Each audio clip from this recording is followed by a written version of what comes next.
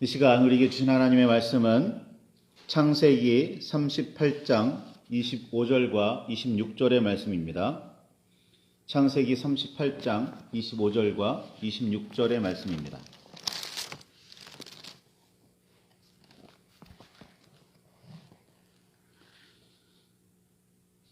찾으셨으면 우리 함께 말씀을 봉독하시겠습니다. 여인이 끌려나갈 때에 사람을 보내어 시아버지에게 이르되 이 물건 임자로 말미암아 임신하였나이다. 청하건대 보소서 이 도장과 그 끈과 지팡이가 누구의 것이니까 한지라. 유다가 그것들을 알아보고 이르되 그는 나보다 옳도다. 내가 그를 내 아들 셀라에게 주지 아니하였음이로다 하고 다시는 그를 가까이 하지 아니하였더라. 아멘. 주님 우리의 마음을 여시어 말씀을 깨닫게 하옵소서. 아멘. 주님의 사랑과 그 크신 은혜가 저 여러분 안에 가득하기를 소망합니다. 이 부활의 날에 주님의 부활의 의미를 깊이 새기시기를, 나는 그 부활에 합당하게 살고 있는지를 살피시기를 바랍니다. 야곱, 즉 이스라엘의 아들인 유다의 어머니는 레아입니다. 야곱의 사랑을 받지 못하던 레아는 아들을 하나씩 낳을 때마다 이제는 남편이 나를 사랑하겠지라는 기대를 담아서 아들들의 이름을 지었습니다. 유다라는 이름은 그 유다라는 말뜻 자체로는 여호와를 찬송하리로다 라는 뜻이지만, 이 이름을 짓는 레아의 마음을 생각해 보면 남편의 사랑을 받지 못하는 자신을, 그 불쌍한 자신을 여호와 하나님께서 생각하셔서 아들들을 주심으로 위로하시니 감사하다며 주님을 찬송하는 의미임을 알 수가 있습니다. 그냥 단순히 정말 온전히 하나님을 하나님이시기에 찬양하고 있는 게 아니라 자신의 억울함을 주님께서 알아주셨다, 자신을 위로하셨다, 그런 의미에서 하나님께 감사하고 찬양하고 있습니다. 레아는 유다를 통해서 위로하시는 하나님을 경험했습니다. 이름 뜻에 알맞게 살아가는 사람이 그리 많지는 않지만 이름 뜻에 기대어 본다면 유다는 하나님을 찬양하는 사람, 남을 위로하는 사람, 감사하는 사람으로 살아야 마땅합니다. 그리스도인으로서 우리가 그리스도의 삶을 배우며 그 길을 따라 걸어야 함과 같습니다. 예수님의 삶을 한마디로 정의하고 단 한 단어로 설명하기는 힘들지만 시도라도 해본다면 많은 사람들이 하듯이 사랑이나 구원이라는 단어를 떠올리게 됩니다. 그리스도인으로서 우리는 사랑하는 사람이어야 하고 나아가 구원을 이루는 사람이어야 한다는 말씀입니다. 여기에는 자기 자신도 포함되지만 예수님의 사랑과 구원은 자기 자신에게만 한정되지 않았습니다. 예수 그리스도의 관심은 세상에 하나님께서 창조하신 온 인류와 창조 세계 모두에게 있었습니다. 그리스도인이라는 이름에 걸맞게 살고 있는지, 그 예수님의 삶에 걸맞게 살고 있는지 묵상하시기를 바랍니다. 야곱은 아들 중에서도 유난히 요셉을 사랑했습니다. 늙음하게 태어나기도 했지만 야곱의 사랑을 독차지했던 라헬의 첫 아들이기도 때문이기도 했습니다. 더구나 라헬은 가나안에 돌아온 지 얼마 되지 않아 두 번째 아들을 낳다가 죽고 맙니다. 어린 시절 어머니를 잃은 요셉에 대한 야곱의 마음은 더욱 특별해져 갑니다. 요셉의 형들은 요셉을 고운 시선으로 보지 못했고 미워하며 그에게 편안하게 말도 붙이지 않습니다. 모두 아버지 야곱이 뿌려놓은 씨앗들입니다. 그냥 부인들을 공평하게 사랑했다면, 그냥 아들들을 공평하게 사랑했다면 뭐 좀 더 아픈 손가락이 있을 수 있고 좀 더 관심이 가는 아들이 있을 수는 있었지만 그렇더라도 유별나게 차이를 두지 않고 그래도 공평하게 사랑하려고 힘썼다면 그 형제들 사이는 나름 평안했을 겁니다. 그런데 야곱은 그렇지 않았습니다. 그러니 모두 야곱이 뿌려놓은 씨앗이라고 말할 밖에요. 더구나 아버지와 친어머니는 아니지만 족보로는 어머니인 레아 그리고 형제들까지 언젠가는 자신에게 절하게 되리라는 내용의 꿈을 숨김없이, 아니 좀 더 감정을 섞어서 이야기하면 자랑스레 뻐기면서 말하는 요셉을 형들은 더욱 시기하며 미워할 수밖에 없었습니다. 형들은 기회가 생기자 동생 요셉을 죽여 없애려고 계획합니다. 야곱의 맏아들 르우벤이 요셉을 살리려고 나서지 않았다면 정말 그랬을지도 모릅니다. 이때 유다가 등장합니다. 유다는 죽이려고 작당했다가 르우벤의 만류에 구덩이에 던져놓은 요셉을 마침 지나가고 있던 이스마엘 사람들에게 팔아버리자고 제안합니다.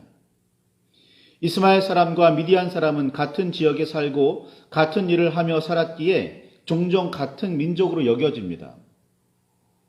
사실 이스마엘 사람과 미디안 사람이 누구며 어떤 관계인지는 성경의 중요한 주제가 아닙니다. 이걸 가지고 왈가왈부할 이유가 없어요. 중요한 부분은 형들이 요셉을 죽이려고 했다가 지나가던 상인들에게 팔아버렸다는 사실입니다. 유다는 형제들에게 이렇게 이야기합니다. 창세기 37장 26절과 27절에 우리가 우리 동생을 죽이고 그의 피를 덮어둔들 무엇이 유익할까? 자, 그를 이스마엘 사람들에게 팔고 그에게 우리 손을 대지 말자. 그는 우리의 동생이요 우리의 혈육이니라 라고 말하면서 설득합니다. 만일 르우벤의 만류와 유다의 설득이 없었다면 요셉은 죽음을 피할 수 없었으리라 생각됩니다. 르우벤은 아버지에게 지은 죄가 있었습니다.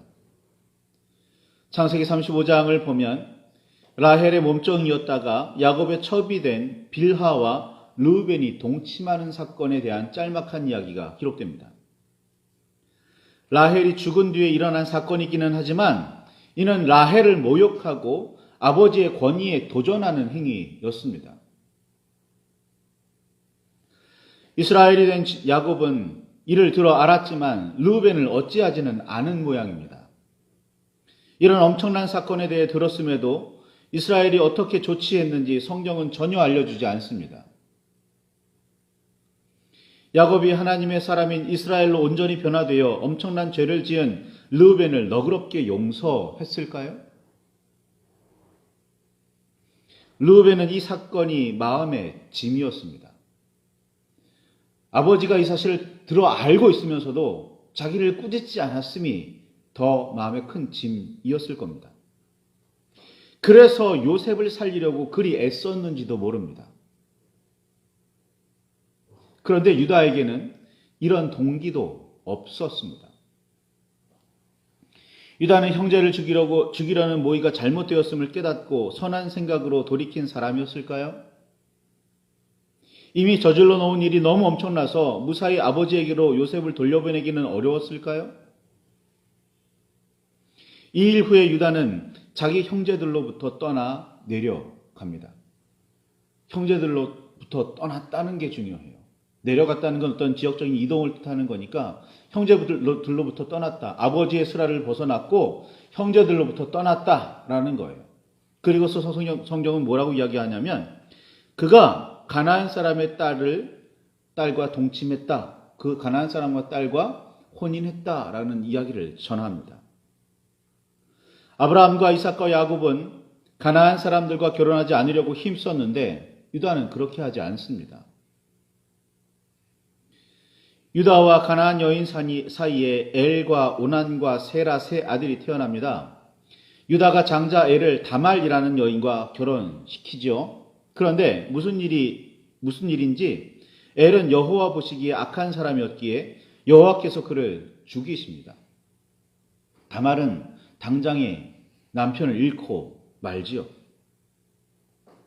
남편을 잃은 다말은 고엘이라는 전통에 따라 남편의 동생인 오난과 혼인합니다. 이런 방식으로 죽은 형 엘의 후손을 이어주어야 했습니다. 따라서 오난과 다말 사이에 태어난 아들은 엘의 집을 이어받게 됩니다. 엘은 유다의 맏아들이라서 유다의 재산을 모두 물려받게 됩니다. 형만 아니라면 오난이 아버지 유다의 전부를 상속받게 됩니다. 그런데 전통에 따라 죽은 형의 가문을 이을 아들이 다말에게서 태어난다면 이야기가 달라집니다. 이는 오난에게 전혀 이익이 없는 일입니다. 전통이기는 했고 그로 인해서 형의 집을 잇고 그로 인해서 자손을 번창하게 하고 가문을 번창하게 하는 중요한 일이었지만 오난에게는 전혀 득이 되지 않는 일인 겁니다. 이 사실을 너무나도 잘 아는 오난은 형에게 씨, 즉 후손을 주지 않으려고 땅에 설정하고 하나님께서는 이를 악하게 보셔서 오난도 죽이십니다. 나름 동생을 살리려고 힘쓰며 선한 일을 한 유다의 아들들은 하나같이 하나님 보시기에 악해서 죽임을 당합니다. 두 아들이 먼저 죽기는 했지만 유다에게는 막내 셀라가 남아 있었습니다. 셀라는 두 형의 가문을 이어주어야 하는 의무가 생깁니다.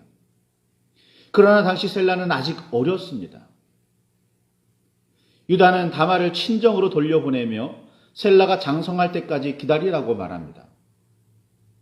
그런데 이 부분에서 성경은 유다가 막내 아들인 셀라마저 다말을 맞아들였다가 죽을까 염려했기 때문에 다말을 친정으로 돌려보냈다고 설명합니다. 다시 말해 유다는 셀라에게서 다말을 떼어놓으려고 했고 다말을 다시 데려올 마음이 전혀 없었습니다. 시간이 지나갔고 셀라는 충분히 잘합니다. 그런데도 유다는 며느리인 다말을 다시 부르지 않습니다. 처음부터 그럴 마음이 없었으니 이상한 일도 아니지만 다말은 그 사실을 모르고 수절하며 기다리고 있었습니다. 다말이 유다의 며느리매는 변함이 없으니 본래라면 유다의 집에 머물렀어야 합니다. 그런데도 다말은 유다의 집이 아닌 친정에 머물며 기다리고 또 기다렸습니다. 그런데 전혀 소식이 없습니다. 마침내 다말은 시아버지 유다의 속내를 알아챘습니다. 다시 부르지 않겠구나. 세라와 함께해서 엘의 후손을 잊게 하지 않겠구나. 라고 말입니다. 다말은 자신의 권리를 되찾을 방법이 필요했고 궁리하기 시작합니다.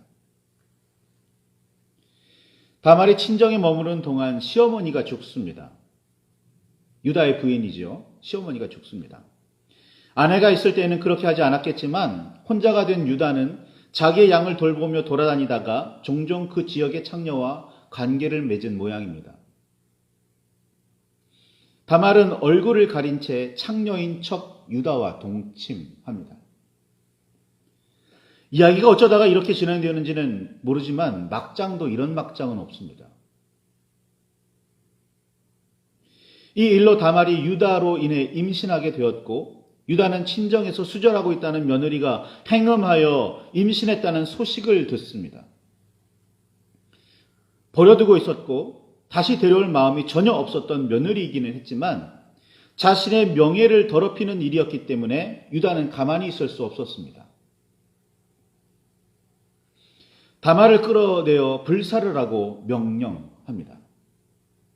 의무는 다하지 않으면서 권리는 찾으려고 합니다. 아들과 며느리는 불쌍히 여기지 않으면서 자신은 모욕당하지 않으려고 합니다. 다말의 수단도 황당하지만 유다의 방식도 어이가 없습니다. 자신과 동침한 사람이 누구인지를 증명할 증표를 가지고 있었던 다말이 도장과 끈과 지팡이를 내밀자 유다는 모든 일이 자신의 잘못 때문에 벌어졌음을 깨닫게 됩니다. 하나님을 찬양합니다.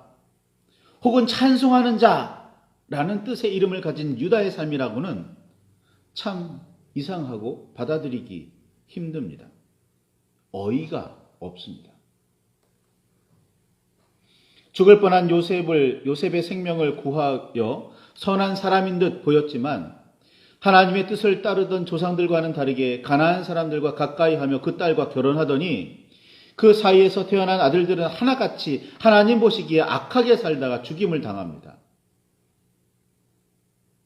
며느리는 자신의 권리를 되찾고자 시아버지와 동침하는 방법을 택하는 엄청난 일을 저지릅니다. 모든 일을 알게 된 유다는 창세기 38장 26절에 있는 말씀처럼 그는 나보다 옳도다 라고 말합니다. 유다는 다말을 책망하지 못합니다. 다말은 시아버지로 인해 임신해서 베레스와 세라 두 아들을 낳습니다. 이 둘은 쌍둥이입니다. 이들은 예수 그리스도의 계보, 즉 족보에 이름을 남깁니다. 계보에 따르면 예수님은 베레스의 후손입니다.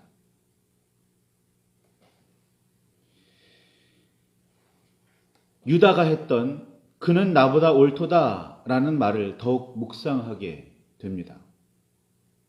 예수 그리스도의 삶과 고난과 십자가를 떠올려 봅니다. 당시 사람들은 예수님께서 전하시는 하늘의 복음을 듣고 수많은 이적을 보면서도 그리스도임을 부정했습니다. 예수님을 잡아 가두고는 유대인의 왕이여 평안할지어다 라며 놀려댔습니다. 예수님께서 달리신 십자가에는 자칭 유대인의 왕이라고 제패를 붙여놓기도 했습니다. 고통 중에 계시던 예수님께서 엘리 엘리 라마 사박다니 아시듯이 나의 하나님 어찌하여 나를 버리시나이까 라고 외치셨는데 그 말을 듣고서는 엘리야를 부른다며 엘리야가 와서 그를 구원하나 보자 라고 방관하기나 했습니다. 백부장과 예수를 지키던 자들이 예수님의 영혼이 떠나가실 때 일어난 지진을 비롯한 놀라운 일들을 보고서는 심히 두려워하면서 이는 진실로 하나님의 아들이었도다. 이 사람은 정녕 의인이었도다. 라고 말했다고는 하지만 이런 말들이 진정성 있는 고백이었는지는 의심스럽습니다. 감정이 막 흥분해서 하는 고백은 종종 그냥 감정적인 그때의 이야기일 경우가 참 많습니다. 사랑한다는 말도 감정에 휘둘려 하는 말은 진실이 아닐 경우가 종종 있습니다.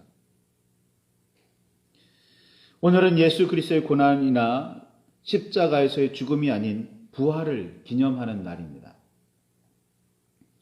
그리스도께서 부활의 첫 열매이시니 예수를 그리스도로 고백하는 우리도 마땅히 구원받게 되었다며 기뻐하며 감사하는 날이기도 합니다. 지금은 아닐지라도 언젠가 이루어질 구원을 기억하며 기대하는 날이기도 합니다. 유다는 다말에게 그는 나보다 옳도다 라고 말했지만 우리는 예수 그리스도를 향해 어떤 말로 고백하고 있습니까?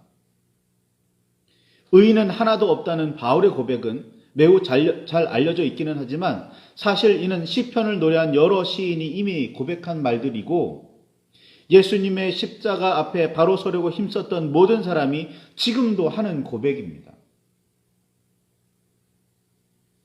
예수 그리스도께서 오르신 정도는 그저 나보다 옳다 정도가 아닙니다. 그분에 비하면 우리는 아무것도 아니라는 고백입니다. 나는 어떻게 해도 의로울 수 없는 사람이라는 고백 말입니다. 구원받을 만큼 많은 선을 행하거나 부활에 합당한 아름다운 삶을 살았다는 의미가 아니라 그렇지 않음에도 불구하고 우리를 긍휼히 여기시며 사랑하셔서 구원으로 부르시고 부활에 동참할 수 있게 하신다는 의미입니다. 아니, 나름 죄를 멀리하며 선하게 살려고 힘쓰는 우리라도 주님에 비하면 조금도 선하지 못하다는 의미입니다.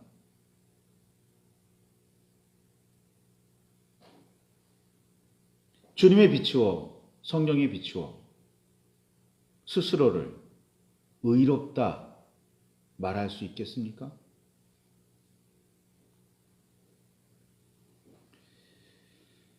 그러니 예수를 그리스도라 고백하며 따르는 우리는 예수님의 십자가, 그 부활에 대해서 무한한 감사가 있어야 합니다. 왜? 우리는 그럴 만한 자격이, 그럴 만한 이유가 전혀 없는데 주님께서는 우리를 사랑하셔서 구원하시고 부활하게 하시니까요. 얼마나 기쁜 일입니까? 이러한 깨달음과 고백과 감사가 따르지 않는 부활절이라면 정말 바르게 주님의 부활을 기념하며 주님을 따라 부활하리라 기대하는 우리의 모습에 대해서 다시 생각해 보아야 합니다. 아니, 근본적으로 우리가 참된 그리스도인인지부터 따져보아야 합니다. 예수님을 따르고 계십니까? 그 말씀을 받들고 계십니까? 그렇게 하나님의 뜻에 합당하게 의로운 삶을 살려고 힘쓰고 계십니까? 그렇게 살고 있는데도 이 세상 사람들이 몰라줄 수 있습니다. 예수님은 그렇게 몰라 주었으니까요. 그런데 정말 그렇게 의롭게 살려고 하는데도 세상이 그리스도인들을 멸시하는 걸까요? 오늘 부활절입니다. 예수님의 부활을 기뻐하며 감사합니다. 당연하죠. 마땅합니다. 그런데 그 기쁨과 감사 속에 우리는 물어봐야 합니다. 그렇게 무턱대고 기뻐하고 감사할 만큼 나는 그리스도인으로서 합당한가 말이죠. 말씀을 붙들고 묵상하며 기도하시기를 바랍니다. 하나님의 뜻이 무엇인지, 하나님의 말씀이 무엇인지, 내가 정말 하나님의 말씀대로 살고 있는지, 나는 정말 그리스도인인지, 나는 정말 세상에 뿌려놓은 소금이고 세상에 비추어진, 세상의 어둠을 비추라고 내어놓으신 그런 빛인지, 그렇게 세상을 새롭게 하고 세상을 밝게 만들고 있는지, 나로 인해서 그 일이 일어나고 있는지 말씀을 붙들고 깊이 묵상하시며 기도하시길 바랍니다. 부활에 합당한지, 그날을 정말 기뻐하며 감사하고 있는지, 그런 그리스도인으로 살고 있는지 말입니다.